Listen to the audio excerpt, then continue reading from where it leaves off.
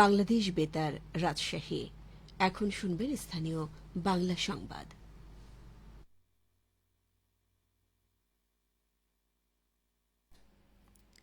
আসসালামু আলাইকুম। ঈদ মুবারক। বাংলাদেশ বেতার রাজশাহী। স্থানীয় সংবাদ পড়ছি সাজরিন খান খুশবু। রাজশাহী সহ সারা দেশে আজ মুসলমানদের অন্যতম ধর্মীয় উৎসব পবিত্র ঈদ উল আজহা ধর্মীয় ভাবগাম্ভীর্য ও উৎসবমুখর পরিবেশে উদযাপিত হচ্ছে। রাজশাহীতে ঈদের প্রধান জামাত অনুষ্ঠিত হয়েছে শাহ মখদুম রহমতুল্লাহে কেন্দ্রীয় ঈদগাহ ময়দানে সকাল 7:30টায়। এখানে ঈদের নামাজ আদায় করেন রাজশাহী বিভাগীয় কমিশনার খন্দকার আজিম আহমেদ সহ প্রশাসনের ঊর্ধ্বতন কর্মকর্তারা। এছাড়া শাহ মখদুম রহমতুল্লাহে আলাহে ঈদগাহে নামাজ আদায় করেন বিএনপি চেয়ারপারসনের উপদেষ্টা মিজানুর রহমান মিনু সহ বিএনপি ও জামায়াতে ইসলামীর নেতৃবৃন্দ। এর আগে সকাল থেকেই ঈদগাহ ময়দানে জড়ো হতে থাকেন মুসল্লিরা। মুসল্লিদের তাকবীর ধ্বনিতে মুখরিত হয়ে ওঠে ঈদগাহ ময়দান। ঈদগাহকে ঘিরে নিরাপত্তা ব্যবস্থা জোরদার করা হয়। পুলিশের পাশাপাশি র্যাব সদস্যরাও টহলে ছিলেন। ঈদের 2 রাকাত নামাজ শেষে দেশ ও জাতির কল্যাণে দোয়া করেন ইমাম। নামাজ শেষে মুসল্লিরা তাদের সাধ্যমতো পশু কোরবানি করেন। এদিকে কোরবানির বর্জ্য যেখানে সেখানে না ফেলে নির্দিষ্ট স্থানে ফেলার জন্য অনুরোধ জানিয়েছে সিটি কর্পোরেশন। সিটি কর্পোরেশনের পক্ষ থেকে জানানো হয়েছে 12 ঘণ্টার মধ্যেই কোরবানির বর্জ্য অপসারণ করা হবে। ইতোমধ্যেই পরিচ্ছন্নতা কার্যক্রম শুরু করেছে সিটি কর্পোরেশনের পরিচ্ছন্নতা বিভাগ। এছাড়া ঈদ উল আজহা উপলক্ষে সূর্যোদয়ের সঙ্গে সঙ্গে সব সরকারি, আধা সরকারি, স্বায়ত্তশাসিত ও বেসরকারি ভবনসমূহে জাতীয় পতাকা উত্তোলন এবং সরকারি ভবন ও সড়কসমূহ সজ্জিত করা হয়েছে। সুবিধামতো সময়ে হাসপাতাল, কারাগার, এতিমখানা, শিশুকেন্দ্র, শিশু পরিবার, শিশুপল্লী, শিশু সদন, ছোটমণি নিবাস, শিশু বিকাশ কেন্দ্র, সেফ হোম এবং এ ধরনের প্রতিষ্ঠানগুলোতে উন্নত মানের খাবার পরিবেশন করা হচ্ছে। আমাদের নওগাঁ সংবাদদাতা জানান, নওগাঁয় ধর্মীয় ভাবগাম্ভীর্য ও বিপুল উৎসাহ উদ্দীপনার মধ্য দিয়ে পবিত্র ঈদ উল আজহা পালিত হচ্ছে। আজ সকাল 8টায় শহরের ঐতিহাসিক নওজোয়ান কেন্দ্রীয় ঈদগাহ মাঠে ঈদের প্রধান জামাত আদায় করা হয়। এতে ইমামতি করেন জেলা মডেল মসজিদের ইমাম ও খতিব হাফেজ মাওলানা মুফতি রিজওয়ান আহসান। ঈদ জামাতে অংশ নেন এবং পরে বক্তব্য প্রদান করেন জেলা প্রশাসক মোহাম্মদ আব্দুল আওয়াল।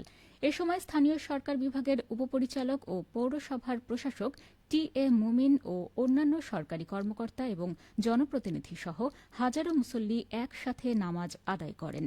আমাদের পাবনা সংবাদদাতা জানান, সারা দেশের ন্যায় পাবনাতেও ঈদ উদযাপন করছেন ধর্মপ্রাণ মুসলমানরা। আজ সকাল থেকেই ঈদ উল আজহার নামাজ আদায় করতে ঈদগাহে যান পাবনার মুসল্লিরা। ঈদ উল আজহার 2 রাকাত নামাজ আদায় শেষে মুসলমানরা আল্লাহর সন্তুষ্টির আশায় পশু কোরবানি দেন। পাবনায় বড় ঈদ জামাতের মধ্যে অন্যতম ঈদগাহ পাবনা পুলিশ লাইন মাঠে, সদর গোরস্থান ঈদগাহ ময়দানে এবং চাঁপা বিবি ওয়াকফ মসজিদে ঈদের জামাত অনুষ্ঠিত হয় সকাল 8টায়।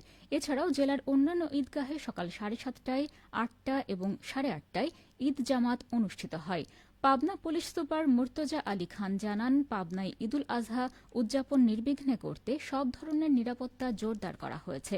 আইন শৃঙ্খলা রক্ষাকারী বাহিনীর সদস্যদের তৎপরতা বৃদ্ধি করা হয়েছে। কোনো ধরনের অপ্রীতিকর পরিস্থিতি এড়াতে প্রয়োজনীয় ব্যবস্থা গ্রহণ করা হয়েছে।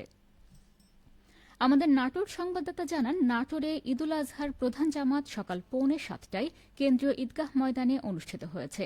নামাজের আগে বাংলাদেশ এবং মুসলিম উম্মাহর আত্মশুদ্ধি কামনা করে বক্তব্য রাখেন সাবেক উপমন্ত্রী অ্যাডভোকেট রুহুল কুদ্দুস তালুকদার দুলু এবং নাটোরের অতিরিক্ত জেলা প্রশাসক মোহাম্মদ আরিফ হোসেন। ঈদের নামাজে ইমামতি করেন কান্দিভিটা জামে মসজিদের খতিব হাফেজ মাওলানা গোলাম মোস্তফা। নাটোরের কেন্দ্রীয় ঈদগাহে সকাল 7:30টায় দ্বিতীয় জামাত অনুষ্ঠিত হয়। এতে ইমামতি করেন আলাইপুর মার্কাজ জামে মসজিদের খতিব মাওলানা মফিজুর রহমান। জেলায় মোট 820টি ঈদগাহ মাঠে ঈদের নামাজ অনুষ্ঠিত হয়। মসজিদগুলোতেও ঈদ নামাজ আয়োজন করা হয়।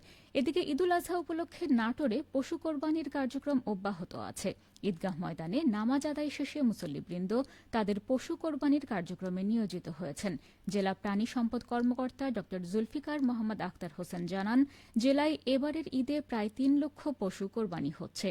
কোরবানিকৃত পশুর চামড়া সুষ্ঠুভাবে সংরক্ষণে প্রাণী সম্পদ বিভাগে খামারিদের সাথে উঠান বৈঠক করেছে। চামড়া সংরক্ষণে সহস্রাধিক মাংস প্রক্রিয়াজাতকারী বা কসাইদের প্রশিক্ষণ প্রদান করা হয়েছে। বিসিক নাটোর জেলা কার্যালয়ের উপব্যবস্থাপক মেহেদী হাসান জানান, বাণিজ্য মন্ত্রণালয় নাটোর জেলার অনুকূলে 240 টন লবণ বরাদ্দ দেয়। উপজেলা প্রশাসনের মাধ্যমে এসব লবণ প্রাপ্ত চামড়া সংরক্ষণে 260টি এতিমখানা এবং মাদ্রাসার লিল্লাহ বোর্ডিংয়ের মাঝে বিতরণ করা হয়েছে। সবশেষে আবহাওয়া। আজ দুপুর 2টায় রাজশাহীতে তাপমাত্রা ছিল 37 ডিগ্রি সেলসিয়াস। এ সময় বাতাসে আপেক্ষিক আর্দ্রতার পরিমাণ ছিল 55%। রাজশাহী ও পার্শ্ববর্তী এলাকায় আজ সূর্যাস্ত সন্ধ্যে 6:52। সংবাদ শেষ হল।